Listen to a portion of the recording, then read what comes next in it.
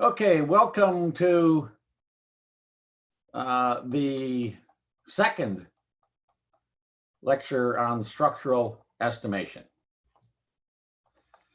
Now, there's a sort of a long history behind this presentation, and indicated by actually the comment I made here on the front part of on the first slide. Basically, switch the author order. By the way, the slides I'm using today were made by the first slides are made by Chaylin Su.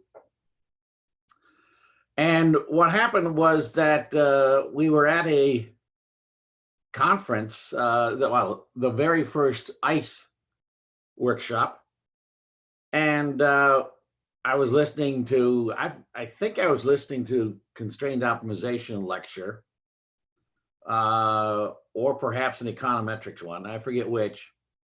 And then this basic, trivial, obvious idea hit me that we should use constrained optimization to do econometrics, particularly structural stuff. And then I talked with Chaylin, who knew a lot more about the constrained optimization literature because his PhD was in that field.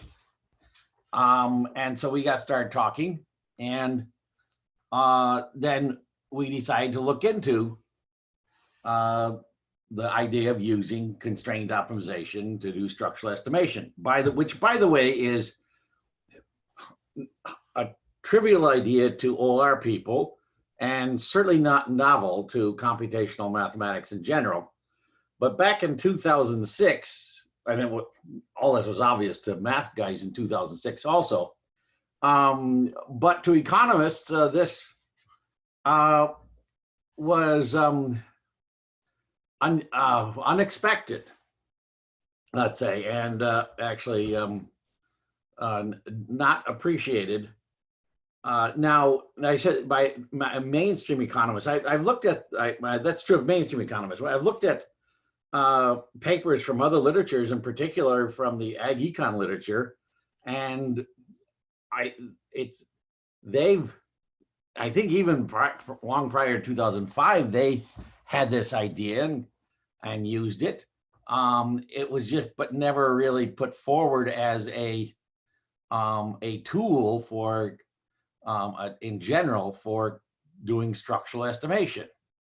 By the way, I remember also a comment basically in a Dale Jorgensen paper in the early 80s in Econometrica, I believe, basically sort of saying, oh, one could do this. But so I thought this was going to be a great thing for Chaylin to work on. And now initially, the papers that were circulated had the order be alphabetical.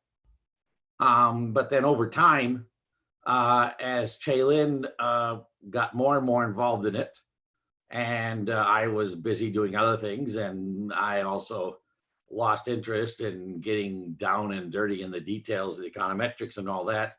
So then, I don't know about, certainly by the end of 2007, I told Chaylin we're going to change the name ordering so that his name came first, because it really was going to then reflect who was doing the work. And I basically, after the first round, I was basically just an occasional consultant. I told him about the Rust. No, actually, it was the Nevo paper on the BLP model that first we got looking at, and so I pointed him to some of the econometrics literature. And then after that, by the way, he got acquainted with J.P. Dubé and also Jeremy Fox, and started working with them. So basically, this line of work really was Chaylin's work. Now, so, but it has, I basically sent you a folder. The title of the folder was The Evolution of Sue Judd.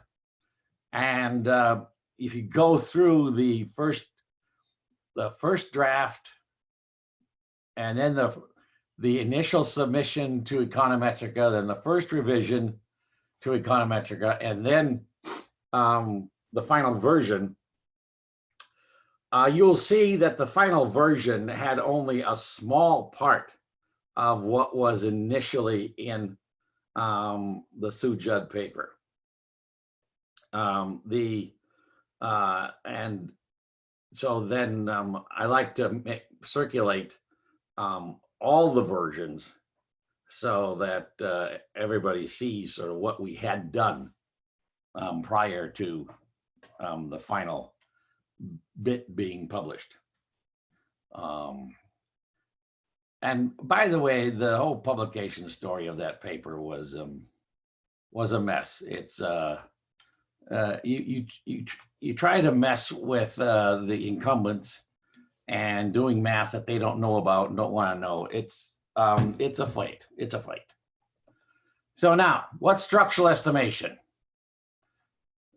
Structural estimation is where you're trying to estimate the parameters in some economic model. So you have a model in mind, and there are some parameters. Maybe it's a demand and supply kind of model, and you have some utility functions and production functions, and then you're trying to estimate the values of the parameters. Now, the lecture I gave, I guess it was about a month ago, on structural estimation number 1, basically gave you the idea of estimating utility functions, for example, when you didn't have a convenient functional form. And the idea, I presented it then in that simple context, because I wanted you to see the simple basic idea of using constrained optimization to do estimation. Now, historically, of course, I mean, this literature goes back to Rust's 1986 paper on structural estimation, the decisions of Harold Zerker, a bus manager, and has a particular model. Now, that's how most people were introduced to this literature. I find the details of that literature to be distracting in terms of seeing the overall picture. And so that's why I gave you that simple idea, that simple approach, to show you what the basic idea is of constrained optimization in a structural context. Now, when we're doing dynamic programming models or dynamic games or static games or auctions or even dynamic stochastic general equilibrium, the whole computational side of it becomes much more involved and becomes more complex, but it still can be done efficiently and accurately and easily, relatively speaking, if you take the constrained optimization approach. And in particular, when you have the right combination of software tools and solvers and algorithms, it becomes much, much easier to implement. This was a point that we tried to make in our early versions of our paper, but Whitney Newey apparently didn't think that they were important. So that got chopped out. Oh, by the way, I will point out one thing, that when Econometrica accepted our paper, but then only that piece of it that appeared, one thought we had was, of course, well, the stuff they don't like, we could put into the online appendix. And And we were told by Econometrica that we could put some things in the online appendix, but we were explicitly forbidden to put in the material, for example, on using MPEG to estimate games. So the good stuff that appeared in that second version, I think some of the best stuff that appeared in the second version, we were told explicitly that we were forbidden to putting it into the official online version. So that's why it totally disappeared from any outlet. And by the way, the marginal cost of putting stuff in the online version is 0 if you're talking about normal costs. Now, so here's the general structure of structural econometrics. By the way, I don't know how many of you are aware of this, but there's been a religious war going on between structural estimation and then non-structural stuff. And in particular, estimators that are called diff in diff, difference in differences. And then I remember that stuff from a long time ago, and then it evolved into diff and diff and diff. And I don't know how many iterations they're up to now, but that econometric approach approach to data analysis is very different than this, and actually has taken on sort of a religious war aspect between the advocates of structural estimation and the other side. Now, the lead advocate in structural estimation is Jim Heckman, there's basically the anti-structural people are MIT is basically one headquarters of it, and then basically it's a freshwater, saltwater kind of distinction. And then out here at Stanford, since we're on the Bay, we have sort of a murky mixture of fresh and salt water. But Josh Angrist is one of the leaders of the anti-structural part. Now, I'll say this for the anti-structural people, for the diff and diff. It is far easier to do the computation you need for those estimators than it is to do structural estimation. Structural estimation requires non-trivial computational modeling and solutions. There's just no way, if you have a structural model, let's say a model of let's say a market, a dynamic market with some parameters, and you've got to solve out for that equilibrium and the laws of motion that are implied by particular values of the theta. You don't have to do any of that with the diff and diff approach. By the way, Jim Heckman has basically argued that the diff and diff is nothing more than a lot of extended use of instrumental variables. I make that comment. I leave you to sort of track that down. So this is much more challenging than the diff and diff, which is basically just kind of an elaborate, from what I see, an elaborate kind of regression kind of analysis. So you have a structural model. Now, the problem is, first of all, you're trying to identify the parameters theta of your structural model. And then what you're trying to do is find that parameter value such that the implications of that parameter value match the data that you have in some metric. And that metric could be either maximum likelihood or matching moments or some other extremum estimator. Now, what's going to happen is that you will need to compute the equilibrium implied by the theta that you regard as being the solution. And computing an equilibrium is maybe costly. The other problem is that you may have problems. It could be a general equilibrium problem. It could be a simple oligopoly problem, where given the structural parameters, there may be multiple equilibria. And so if you have multiple equilibria, you have to realize that whatever you're doing econometrically, it is practically impossible to find all the equilibria associated with some parameter theta.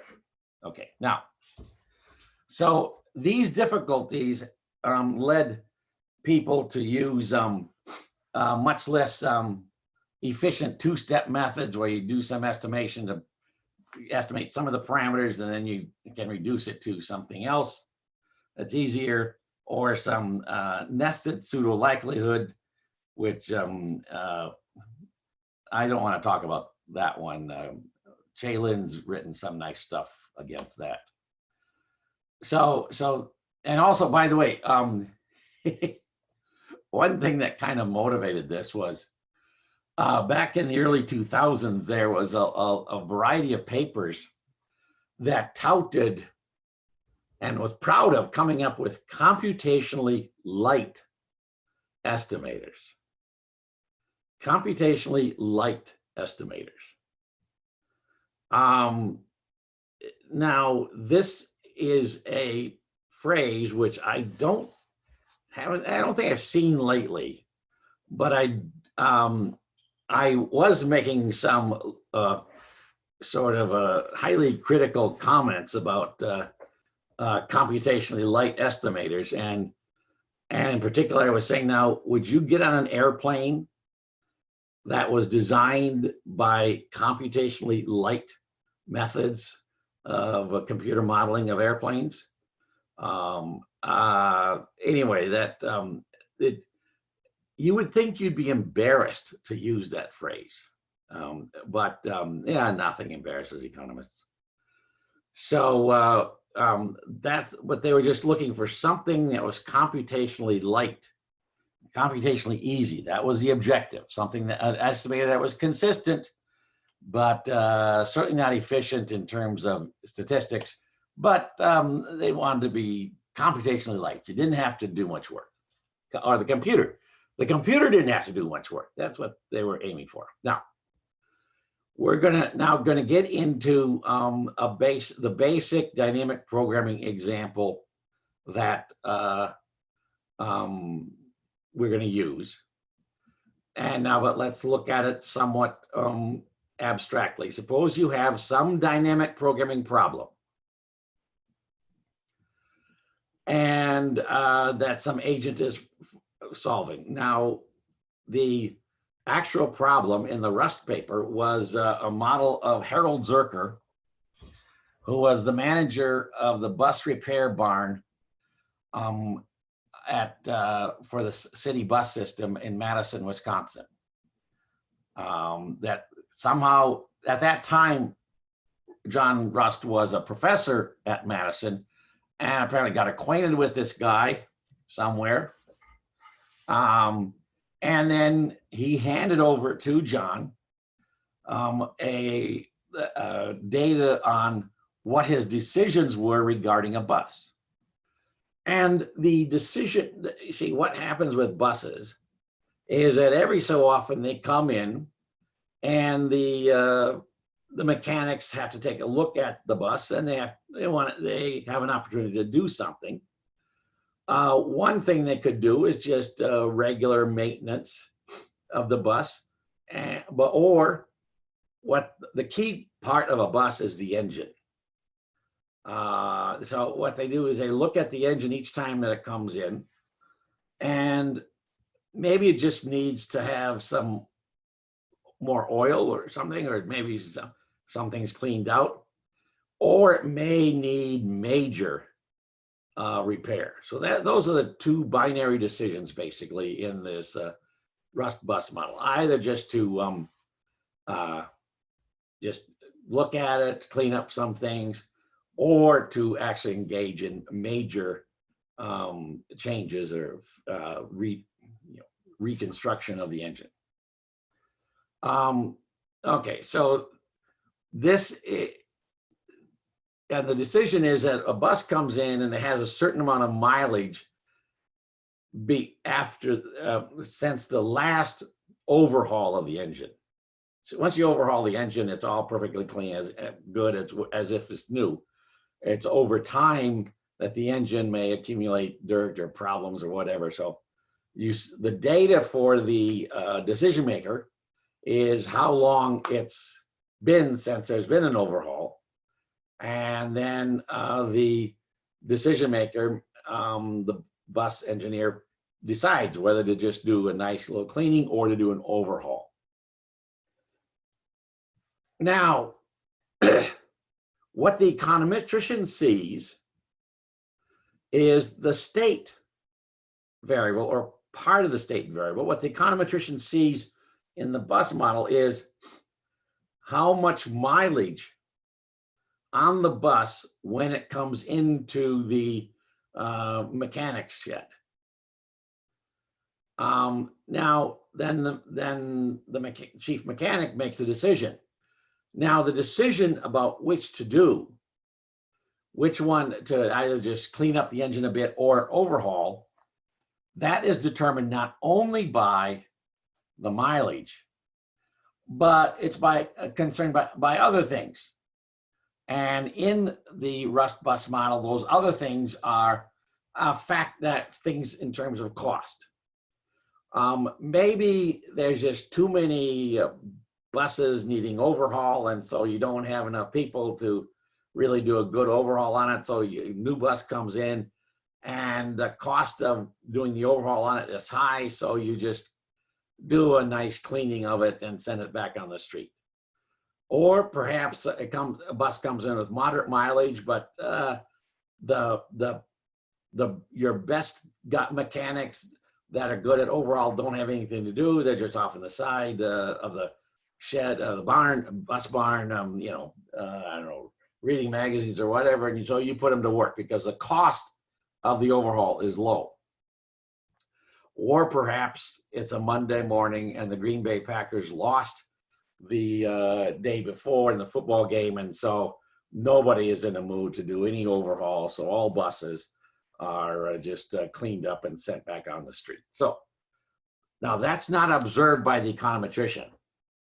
That's not observed by the econometrician. Yes, the Green Bay Packer stuff. Yes, he could see if there was a Green Bay Packer effect, but that's not in the data set. So the econometrician only sees part of the state, basically the mileage. It doesn't see the complete situation facing the bus repairman. Now then, in the Rust bus model, the thing is that the econometrician does not know the cost function for the doing the repair. Doesn't know the parameters of the cost function and maybe some other parameters also. So basically what happens is that given the parameters of the cost function, then there is a decision rule. The decision rule is overhaul or not in the bus case. Now, rationality implies that there's a relationship between the parameters of the cost function and the decision rule. That's going to be dynamic programming. Now, once you have the decision rule, then that decision rule will tell you what the data process should look like. And then you go back from the data you see, you then look at the data, you look at the thetas, and then you find some theta which produces a decision rule that then has the same statistical properties as the data.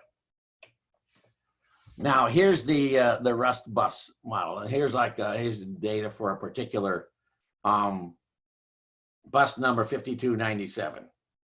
The first bus engine replacement was 1979 June, and it had run up 242,000 miles. Madison is not a big town, but you know, if the bus is going for a long time, for several months, it can run up 242,000 miles. Because what does a bus do? It's always moving. So, and then it turns out that the next time the bus is replaced is 5 years later, in August 1984, and in those 5 years it had run up mileage of 384,000 miles. Okay, so that's an example of the odometer of the bus event there. And so this is another reading for a particular bus. But what's key is the bus when the engine replacements came in. These are times when the bus came in to the mechanic shed, and it came in December 19. That's a different. This is, it probably was bought in December 1974, and then here's a sequence of odometer readings, but there was no bus engine replacement in those instances. So this is a Harold Zerker model. The time series analysis is the mileage since the last overhaul. Once you've overhauled the engine, yeah, it's perfectly good. Good as new.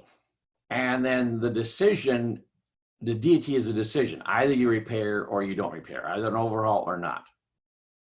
Now then, the theta are the parameters on the repair costs, as well as some transition probabilities. I'm not going to get into all the dirty, nutty details, but you can look at the papers I sent you to see those. Now then, the Harold Zerker solves a dynamic programming problem. Now, by the way, this is an infinite horizon dynamic programming problem. So we're assuming that Harold Zerker is solving an infinite horizon dynamic programming problem. But the costs are idiosyncratic in some, the costs to him of doing these decisions. So apparently, John Russ is assuming that Harold Zerker is going to live forever. Now, I've done a little searching, not enough. My suspicion is that Harold Zerker may be alive, but I doubt that he is still making these decisions regarding bus engine replacement. But so the true Harold Zerker problem has a finite horizon, maybe of some unknown end time. But my guess is that since the paper was published in 1986, we are now, 34 years later. I doubt that Harold Zerker is still doing this. But that's an issue for another day, whether or not this infinite horizon model is really a good approximation for a truly finite horizon problem.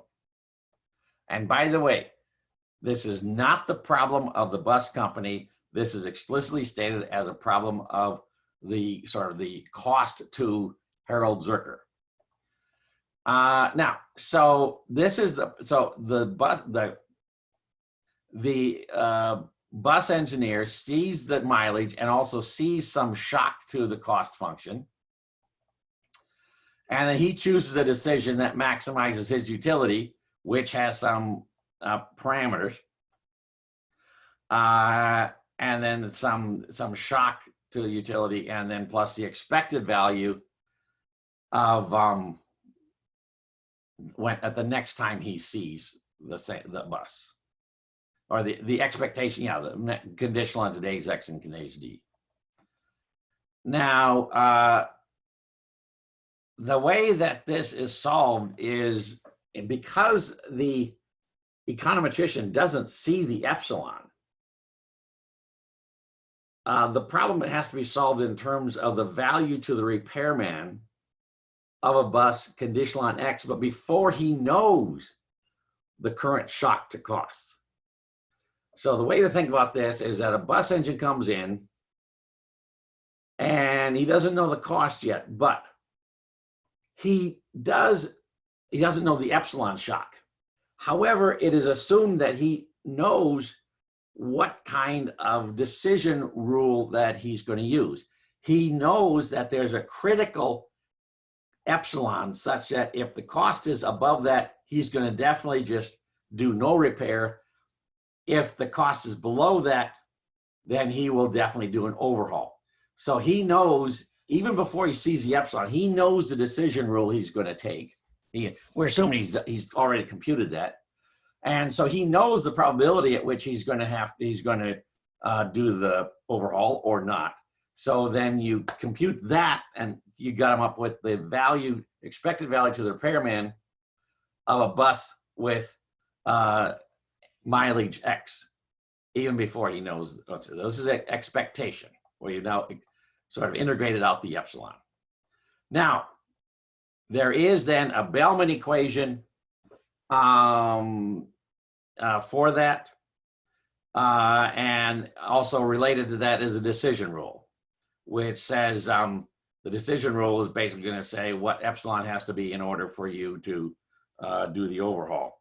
And so that's a decision rule. Now, okay, so that's it. So this is dynamic programming. And now because you're doing an estimation problem, you have to be very much aware of what the decision maker sees and what the econometrician sees. And so so the econometrician sort of sees a dynamic programming problem, but with a noisy outcome, and he has to sort of deal with the noisiness by understanding the decision rule. So here's what happens, and this is the procedure that's in Russ's 1987 paper. Okay. So you start with a theta, some vector of parameters. Then from that you can compute now the value function is a function of X, but now we're saying that the value function depends on theta. And then what that means is that creates a decision rule, which creates a transition matrix for the states. So now a bus comes in with a particular mileage. There's some probability that mileage is essentially reset to 0, or some probability that it goes back out on the street with unchanged miles. So so you end up the state variable from the point of view of the econometrician.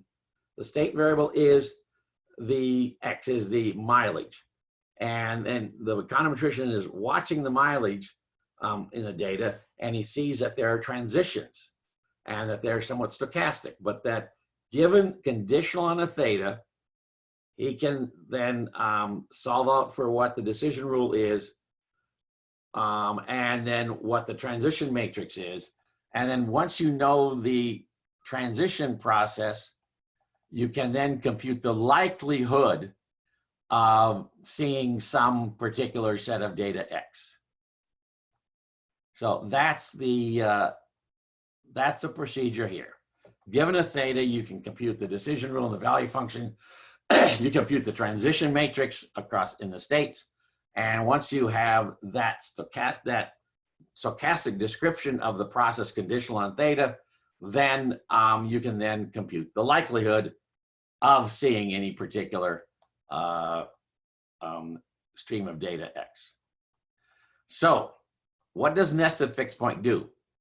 Well, it takes a theta, computes the value function and the decision rule that goes with that, and then that constructs a likelihood function. And then with this program in hand, it then does this unconstrained optimization problem of maximizing the likelihood over all thetas.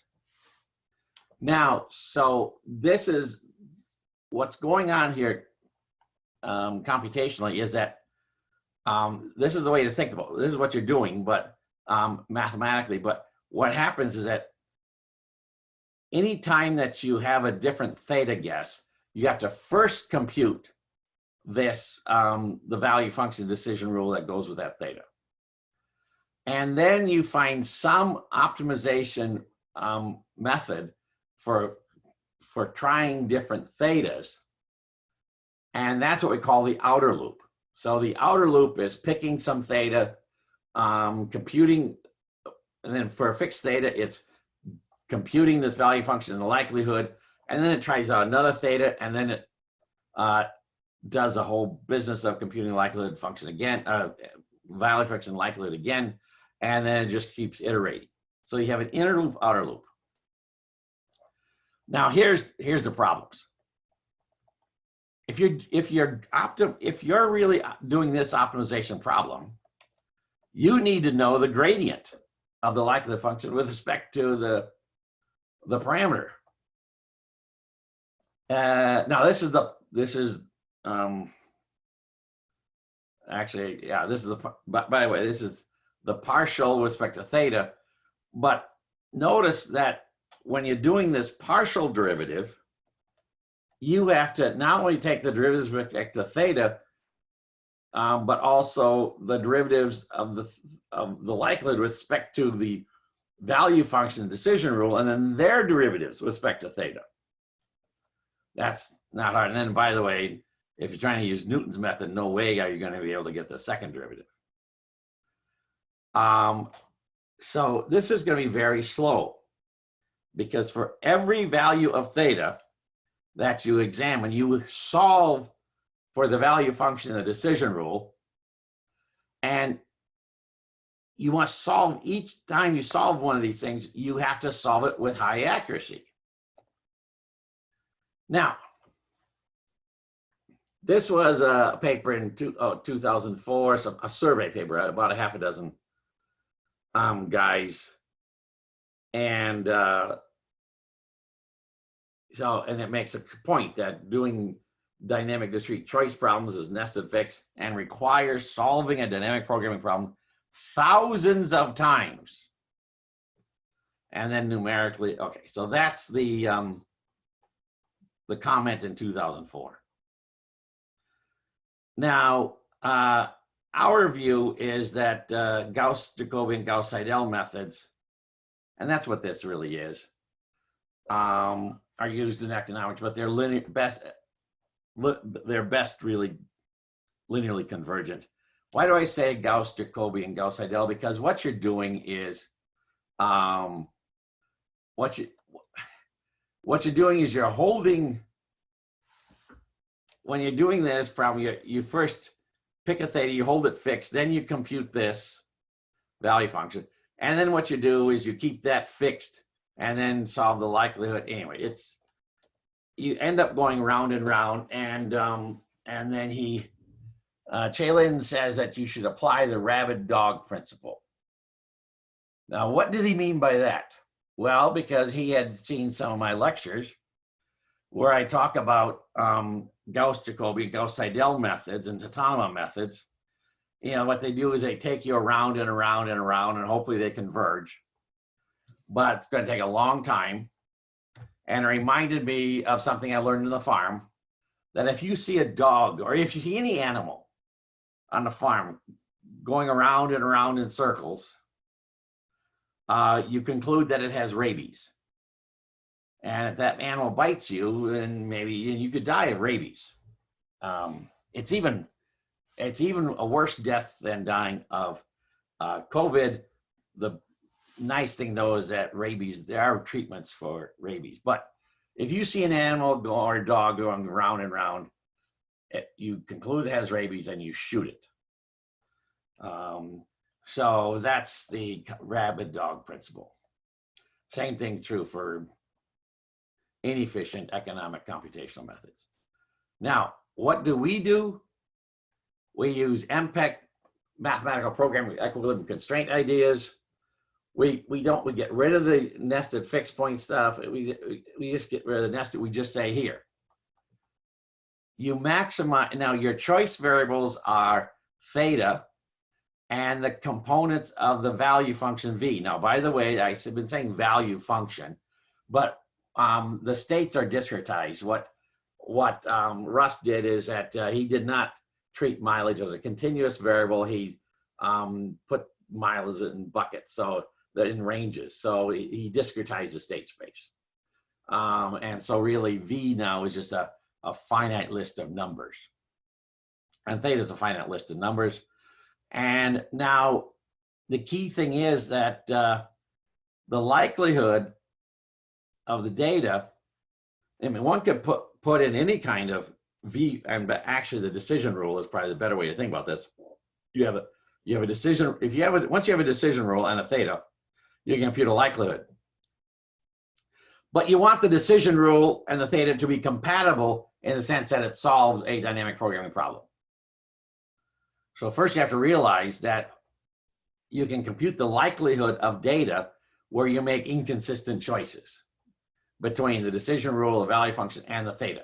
Fine, that's fine. You can do that. You free yourself up from that. And then you say, oh, by the way, let's impose a constraint. So this is constrained optimization problem, nonlinear constrained optimization problem. Now, what is nested fixed point? Nested fixed point, by the way, is also a constrained optimization problem. And people and Rust and others write them as constrained optimization problem, but then they insist that you have to do this procedure to solve the constrained optimization problem.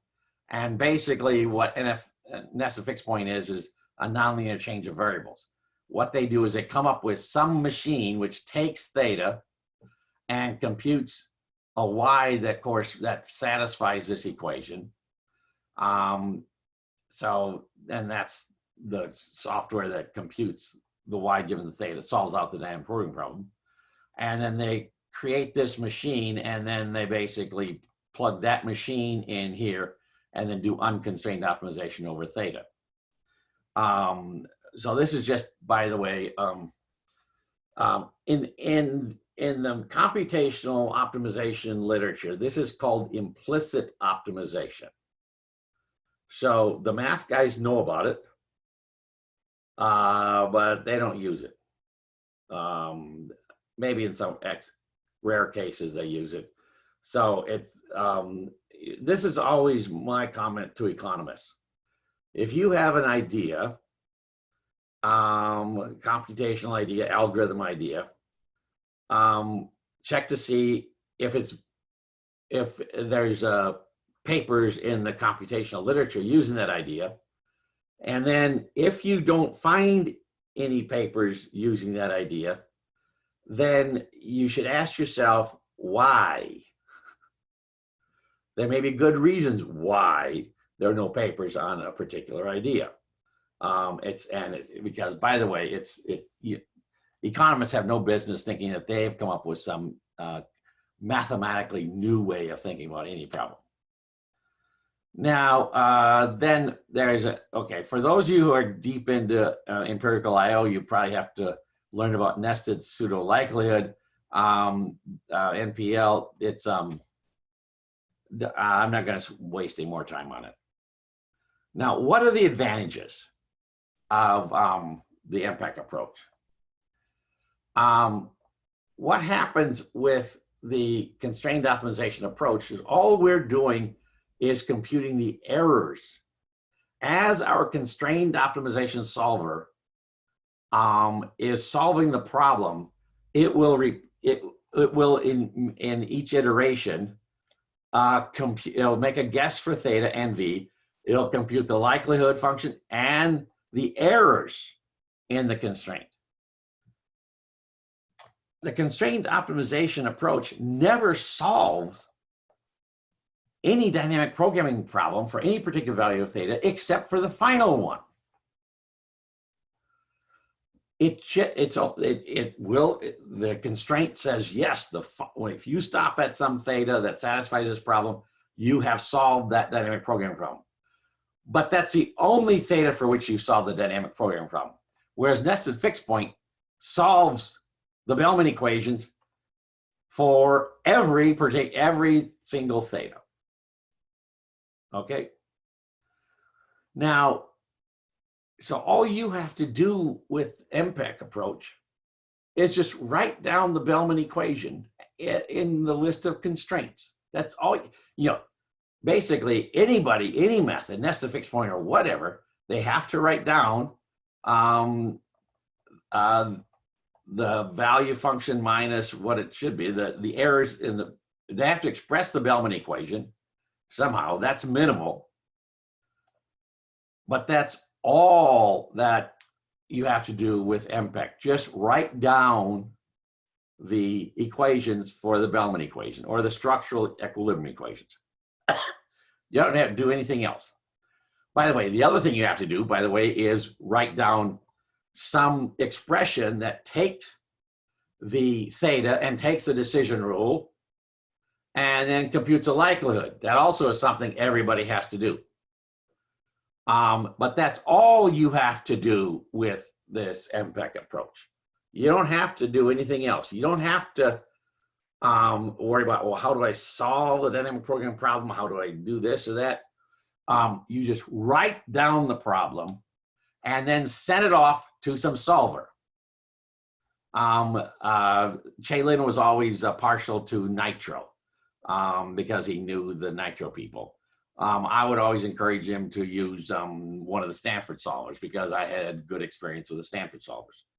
But all you have to do is just write down the equations and the likelihood function. That's all you have to do, just write it down. Everybody has to do that. If you're taking the MPEC approach, that's all you have to do. Now, here's the, okay. I forgot a picture. Let me jump down here. This is what nested fixed point is trying to do. So the vertical axis here is likelihood.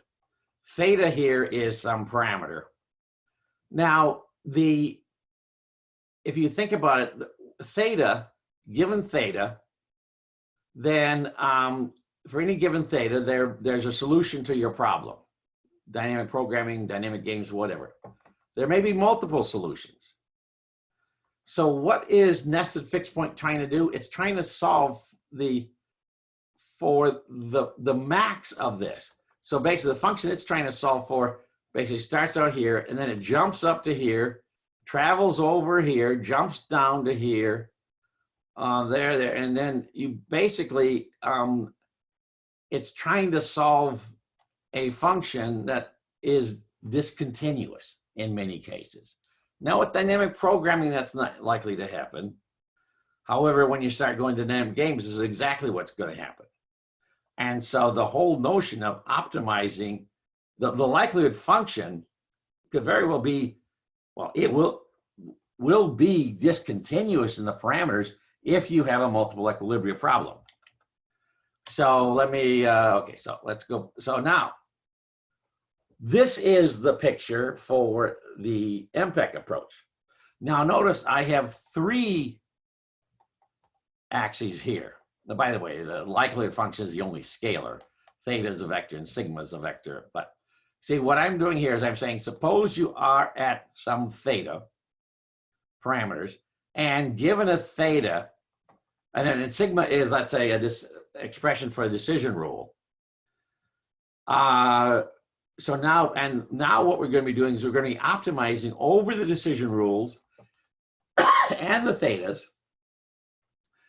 But what we're going to do is try to say, oh, but the sigmas and the thetas have to be compatible with equilibrium constraints. And well, that's what these dark lines denote. These are the points where theta and sigma are compatible with the restriction. So now all we're doing is optimizing a nice smooth function, or as smooth as your likelihood function is, and subject to the constraints that the theta and the sigma lie on this, lie on the black line here. And by the way, this is also another way of viewing it, is suppose that in theta sigma space, by the theta sigma space, then the thick black lines correspond to the points where theta and sigma are compatible with the equilibrium constraints. And then you can also think of theta and sigma as given a theta and given a sigma, you have a likelihood for the data, and then it goes uphill some places.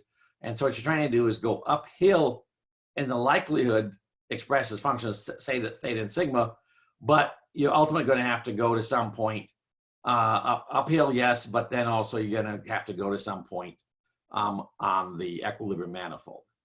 So now this, by the way, this is a whole lot better picture. This picture is a whole lot better than the nested fixed point picture. Even if you have multiple equilibria, you still have what could be an infinitely differentiable optimization problem with an infinitely differentiable constraints. They're easy, they're nice. And in fact, one could take a homotopy approach where you say, okay, I'm going to start here. And then let's say, okay, well, it looks like I should change theta in this direction a bit. And then I'm going up, up, up, up, up.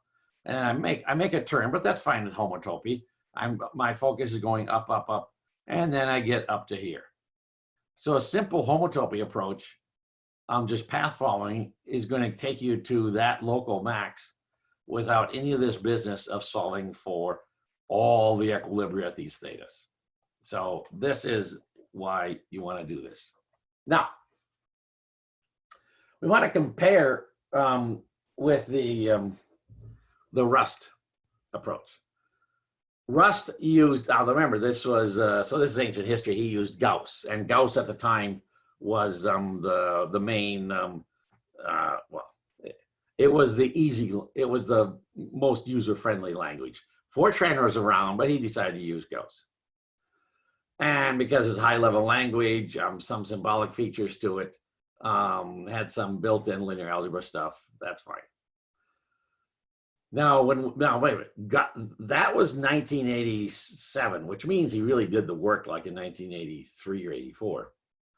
So then we came along 20 years later, and we're using Ample, which you've heard me talk about, and which because we were hanging out with, because I was hanging out with math guys like Che Lin and Todd Munson and Sven Leifer, I got hooked on Ample. And now they also have access to linear algebra routines, very flexible to describe things. So there's no real difference there. With programs like Gauss and also MATLAB, if you want to vectorize a program, boy, you have to think about that. Hey, there's no thinking with Ample. You just write them down easily. Now, the optimization method that Rust used is, well, BHHH. That's, well, I know Hall, and Houseman. So I guess it's, yeah, Hall, yeah, that H is Hall, that H is Hall, and the last one is Houseman. And B, I forget who B is. Some economists that came up with basically a kind of a BFGS style quasi-Newton method for doing optimization. That's what he used. Now again, remember that he was doing in the early 80s. Now we're doing in the mid 2000s. We use solvers that are far superior. We were using sequential quadratic method implemented by NP-Sol. We were using interior point methods implemented in Nitro. So the solvers we were using were far superior to whatever Rust was using. Now, what about derivatives? Now, when you're doing BHHH, you need to compute gradients. It's a Hessian updating routine. So you need to compute derivatives. He did all the derivatives numerically in some subroutine. We, however, used true analytic derivatives done automatically and efficiently by Ample using automatic differentiation. So that means that anytime we needed a derivative, we had code that could compute that derivative quickly and efficiently. Rust, on the other hand, was stuck with doing finite differences. So we're a lot faster in that regard. Now, Rust used basically, he came up with what he called a poly algorithm. He first did some contraction mappings and dynamic programming, and then switched to a Newton approach. Now the question there is, when do you switch, and how do you decide when to switch? So that's so when we did our comparisons, we just assumed that you always did the contraction approach, which, by the way, in many applications, nested fixed point, the Newton approach is not used at all. It's just iterations. But they could use Newton's method more often, what people typically don't. What we did is we just used basically Newton's method, but not to solve. We don't solve the dynamic programming problem in isolation. We solve the whole thing using a Newton method, and this is particularly important if beta is. By the way, when we say beta is close to 1, we're talking about beta equals 0.99. Okay. Some people, when they talk about beta being close to 1, they're talking about 0.9999. I'll come back to that point, but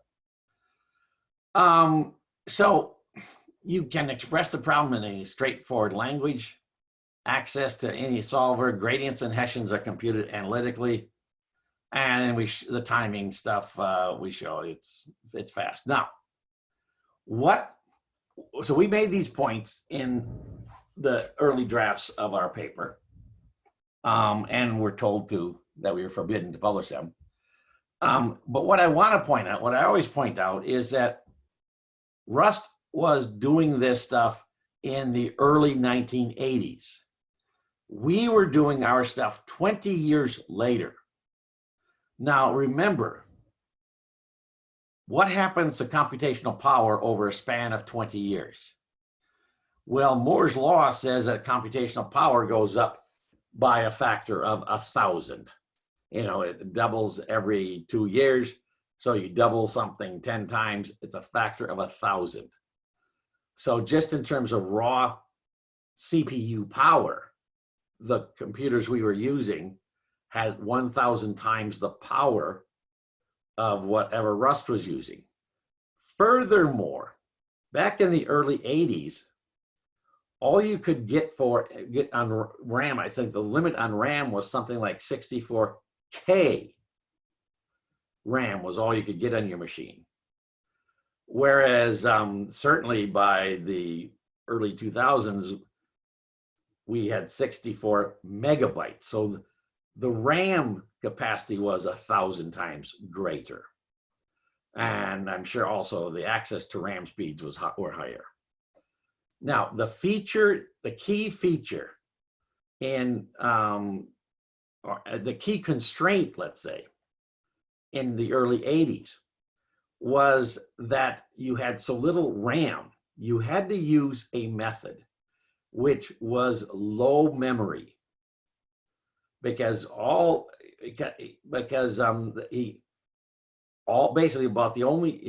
Rust only had room for the value function and maybe a few other things. So he didn't have enough room to do what we did, basically, on his, this was before the days of laptop, some desktop anyway. So he was constrained in terms of the memory that his computer had. So he had to use low memory methods. So what he did was impressive at the time because he had to face these low memory capacity restrictions. We came along 20 years later, memory was not a problem for problems of the size that Rust was looking at. And so we could use that memory, and with that memory, we could also then use the best optimizers, the best software that's out there. We also had by the way, automatic differentiation was not available to Rust in the early 80s. It was available to us 20 years later. So this is that's what we tried to make a big effort in saying, is that, look, the computers have changed physically. The software has changed mathematically, and we much more user-friendly software to implement. So that was the point we always want to make. Now, what I want to point out is that this is an example of, you can't believe everything you read in Econometrica. This is a paper, this is a Girgabir-Mira paper, lead issue in volume 75. And they write down, they said, the maximum likelihood estimator is the argmax of this subject to this. Okay, it's a constrained optimization problem.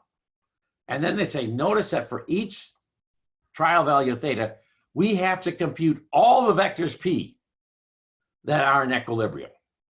This is 2007, saying that they're doing a constrained optimization problem and saying the only way to do it is to, given a theta, find all the P's that satisfy the constraints. This is 2007. This is later on in 2007. This is repeated. By the way, the thing is, this down here, I should put in yellow down here. This multiplicity greatly complicates the application of estimators that require computing equilibria and then matching. So basically, and also clearly they have nested fixed points. So in 2007, these guys, Byrie, Bankart, and Levin, asserted that the only way to do constrained optimization was that same nested fixed point approach. By the way, they've gone on to better things. Patrick is now at Amazon, making a ton of money as a high-level statistician. John Levin is now the dean of the business school here at Stanford. Lanier is still just a regular economist. But anyway, so these, anyway, that's what these people were saying. And in 2012, Steve Ryan asserted the same thing. Necessity of having to solve for an equilibrium at every guess of the parameter equilibrium. Now, by the way, long before this paper was published, I had conversations and email conversations with Ryan saying that this was a false statement. He knew about Sue Judd, but he still decided to pump that line. Now, this is, so again, maybe this is a repeat of a picture. This is what nested fixed point would do for games with multiple equilibria. For different thetas, you may have multiple equilibria here. That's what the black dots are. And then what nested fixed point has to do is try to find the maximum. A function goes here and then up here, up here. So that's what nested fixed point is trying to do, is solve the optimization problem. Unconstrained optimization applied to a discontinuous function. Not a good idea. Now, so then in the early versions of our paper, we actually showed how to do it for games. And I'm going to sort of leave that and then move on to another issue. Now, let me see what the time is. Oh, okay. Now, I also have sent you some slides that were presented by Rust and his groupies last summer. Now, at a dynamic structural econometrics seminar workshop at Chicago. Now, I do this for many reasons. First of all, it is a nice overview of the literature, and they talk about the whole modeling of this problem, the Rust bus problem, in a nice way. So, and they even have functional forms for the cost functions, etc. They write out explicitly the likelihood function and various details.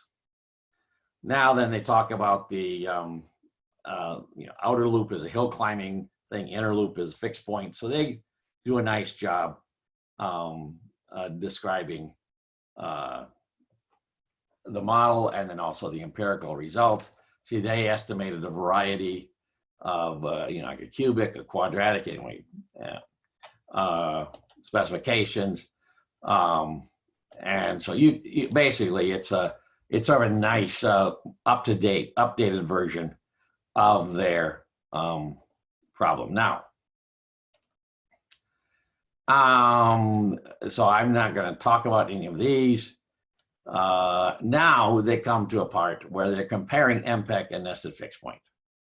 And again, they do a nice job going over the literature. In particular, they do cite a couple papers by Chailin and by on paper with a couple of students on using MPEC to solve games. And now they repeat this. Okay, again, they're going through this. Now then they describe, describe the procedures. Now, here's a distinction I want you to keep in mind. When you're using ample, you have automatic differentiation. It automatically detects all sparseness. Now, when you're doing it with MATLAB,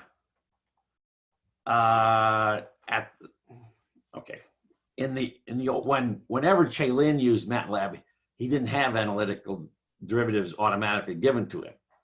He would have to write them out by hand. They do talk about the sparsity patterns of MPEC. That's a nice picture. It also is in some of Chailin's work. That when you look at the constraints, you find that this sparsity pattern. So it's a very sparse matrix. The Hessian of the likelihood is also very sparse. And then they do more. Here's a transition matrix for mileage. Is conditional on keeping the engine, and that's assumed to be sparse. So there's a nice description here. Now, is an nested fixed point a dinosaur method? Yeah, well, we didn't use those. We did not call it a dinosaur method. So because it wasn't extinct in 2006, so clearly it would be inappropriate to call it a dinosaur method. Now, what they do here in this table is they look at a variety of problems, and they look at the run times. And now in this table, it looks like MPEC. Forget about the MPEC MATLAB. That's a bad case. MPEC ample. It looks like it's a lot faster. But then they go and say, well, the thing is that they start bitching about how we didn't take advantage of a couple of technical things that they had taken advantage of. And so it turns out, they say now, when they go through some of these things, that when they switched to the smart way of doing nested fixed point, that and then, I don't know why they have him in there. Now they do something, and they do MPEC ample. Again, forget about MPEC MATLAB. MPEC ample versus nested fixed point with an emphasis on the Newton-Kantorovich method. What they find here is that there is no time advantage to MPEC ample over nested fixed point. In fact, they claim that, according to this, they claim that nested fixed point is far superior. is superior by a bit. Now, this is an example of, I gotta watch my language here, case where you've got to read all of the details. They're doing a timing competition. Now, what does Ample do? Ample takes our description of the model. It automatically detects the sparseness structure. It automatically creates efficient formulas for all the derivatives. And then it solves the numerical problem. What's done here with nested fixed point? They also have analytic derivatives. They also have implemented the sparseness, and then they compute. However, this time that they represent here is only the computation time. They don't tell you how much time they used to get the sparseness pattern. They don't tell you how much time it took them to, by hand, compute efficient code for the derivatives. They don't tell you how much time it took them to do the automatic differentiation and to do the sparseness detection, and how much time it took to arrange the code so that that would be done. They compare only the hardcore numeric optimization, whereas with Ample, what we've done is everything is automatic. You write down the equations and push a button, and it automatically does differentiation, automatically does sparseness, and it's done. So of course, it's going to take maybe a little bit longer in some cases to do than this. So this is very much a fraudulent comparison, timing comparison, because they included the time it took them, the extra time that it took them to do the sparseness and the derivatives, coding them up. You would find that the true difference is orders of magnitude. I'm sure they spent, by the way, I wouldn't trust any derivatives I computed by hand anyway, but I'm sure they took hours and hours to come up with those derivatives and rearrange the code for sparseness. And so this is an infinitesimal portion of the true cost. The true cost of computing is the time it took you to put things together, to write up the code, to do everything you need to do in order for the computer to solve the problem. With nested fixed point, there's a lot more work that you have to do in order to get nested fixed point to go fast. Anyway, so then the rest of this is just all similar kind of bogus comparisons. Okay. Yes. Okay. Yes. Okay. Brian has provided us some history here. Yes. Yes. Rust and Zucker met at a bar, which doesn't surprise me. That's the legend. And Burnt is the B in BHHH. Ernst Burnt. Yes. Okay, good. Thank you. Are there any other, while I take my sip to wet my mouth, are there any questions or comments?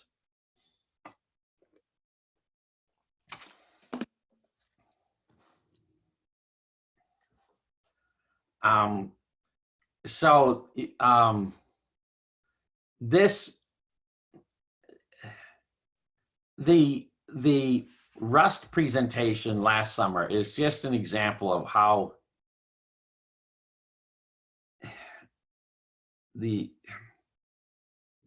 how much the mainstream economics is opposed to doing serious computation. it just, they have the people that are on the inside, they have the easy methods that they like to use, and they don't really want mathematicians, and that's what Chalin was. They just don't want those people coming into economics and using their skills. That is, unfortunately, that is the case. Now I'm going to talk about work that I did with another student of mine whose PhD actually is in economics, but he will emphasize that, in fact, his undergraduate degree was in physics from Princeton, which is much more impressive degree than PhD in economics anywhere, and was also basically a professional software writer for many years before going to graduate school. Now, what we did is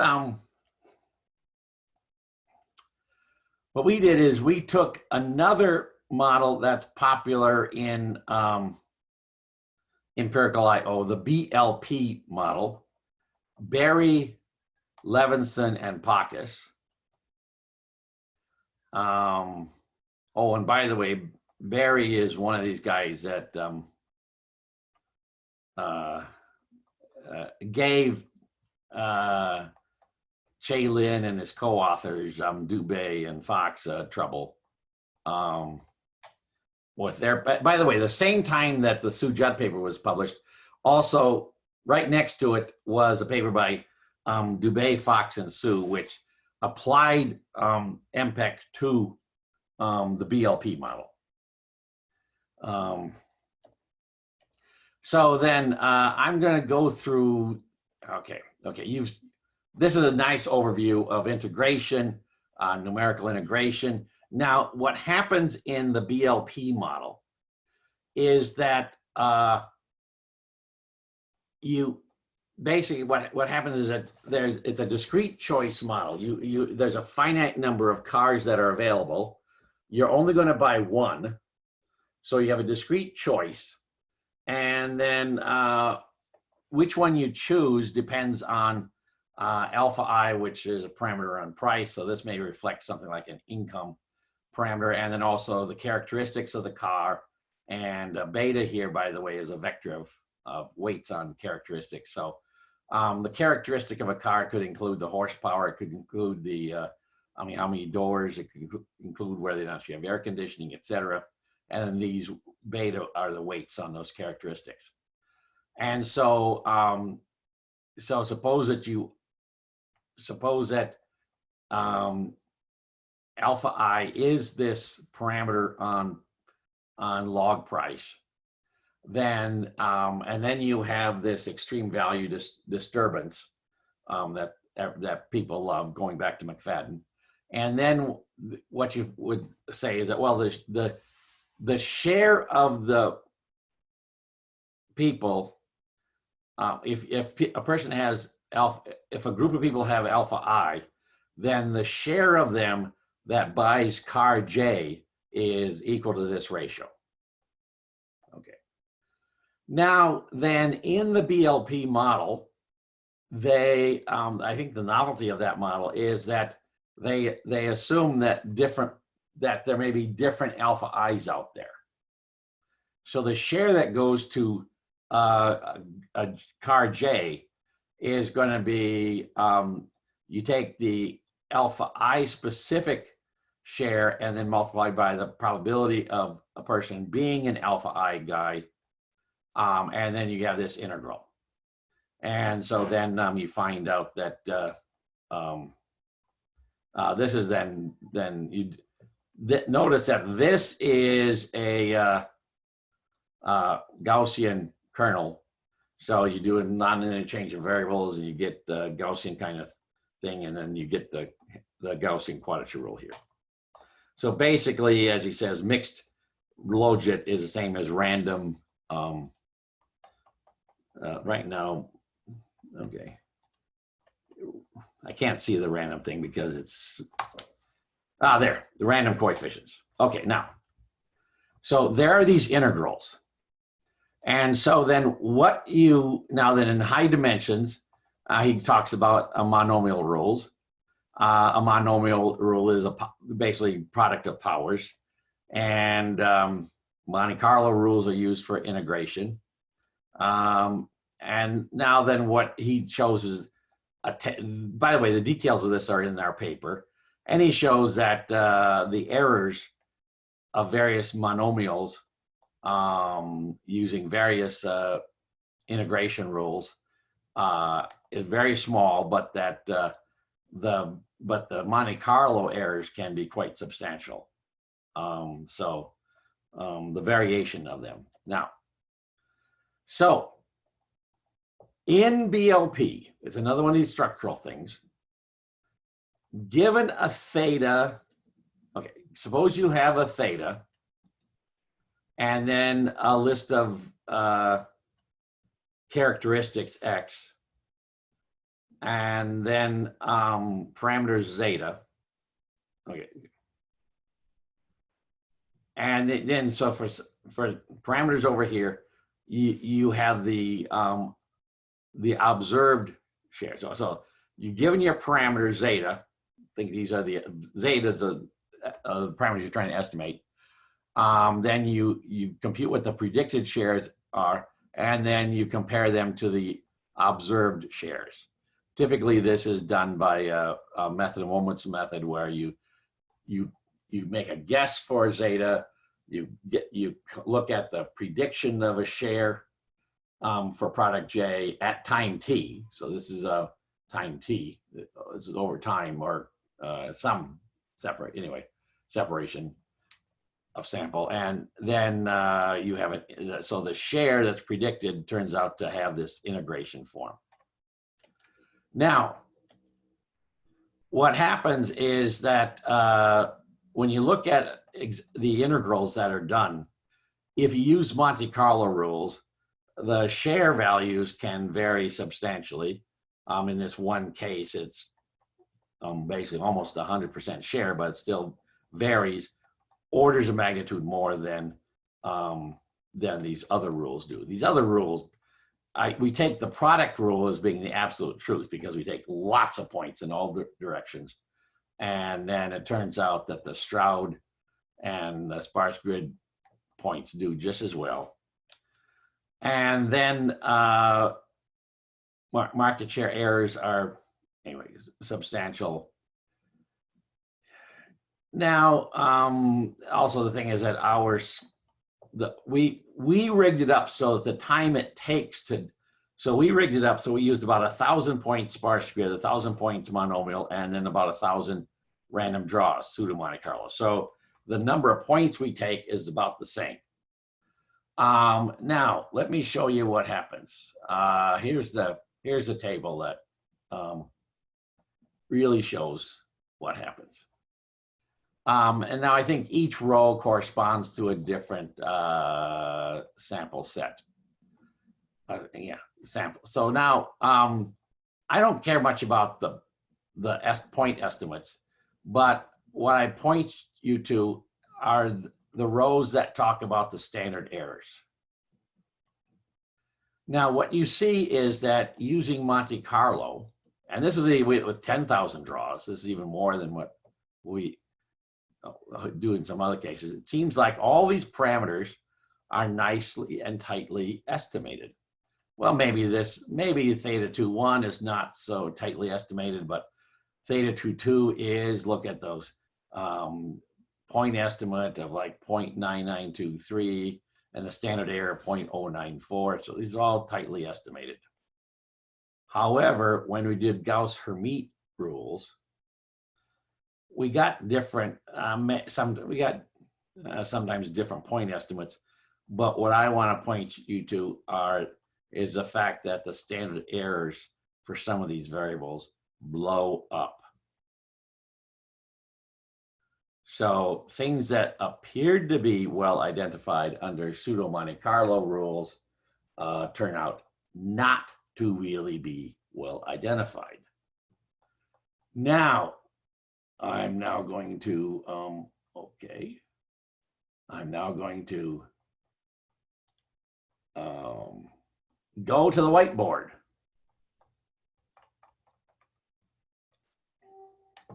Whoops. Okay. Anyway, I'm going to get out of this. Oops.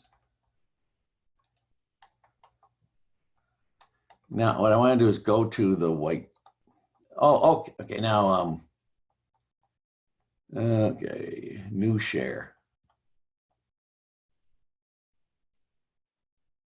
Oh, here. New share. And I want to go to the whiteboard. Okay. Now, Philip, I don't see what you see. Is it? Do you see just the whiteboard? Yeah, we see just a whiteboard. Just the whiteboard. Okay. Okay. Now, here's what's going on.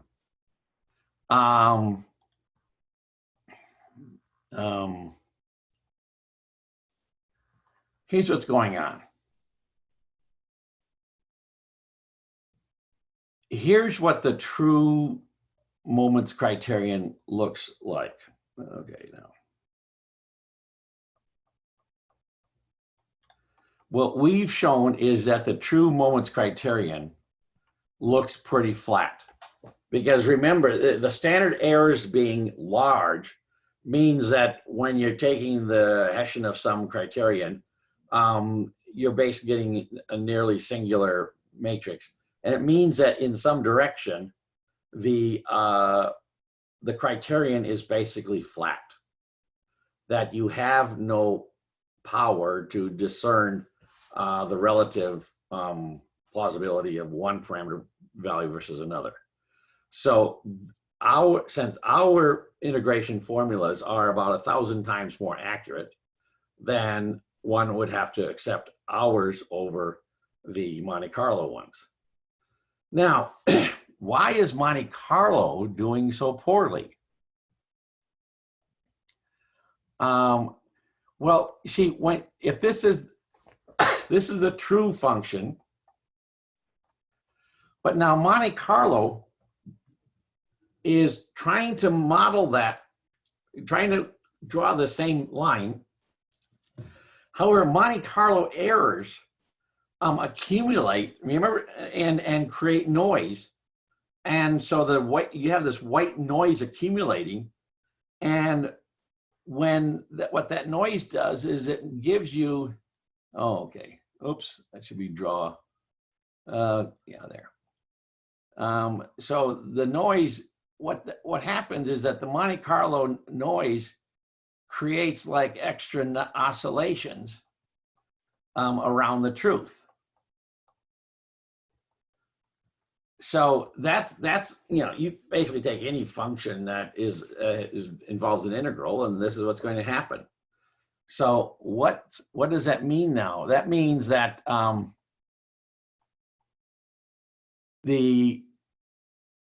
okay. See, here's going to be the local min. Okay, so let me get, yeah.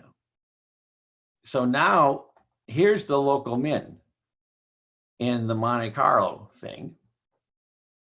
And now notice also, by the way, that the curvature is high in that area. And that's just the nature. You basically, it's like you take the true line and then you add on like a sine wave. White noise is, kind of like ends up giving you wiggles. Well, those wiggles are then going to give you the global min is going to be at some point like this, where, by the way, the curvature is much higher than the true curvature. So this is this is another reason why Monte Carlo is so popular, because in order to get published, you have to have statistically significant results. And Monte Carlo will help you do that because it creates errors of a nature which then creates smaller standard errors than are true. So this is what this is what Ben and I did, and in that paper that I circulated, is that, by the way, this is kind of a basic idea, kind of obvious idea, but that we showed that in the case of BLP models, this can be a severe problem. Now, we submitted this to Journal of Econometrics many years ago. One referee said this, he was quite impressed with the paper, and he said, well, this puts into doubt the validity of dozens and dozens of papers using BLP.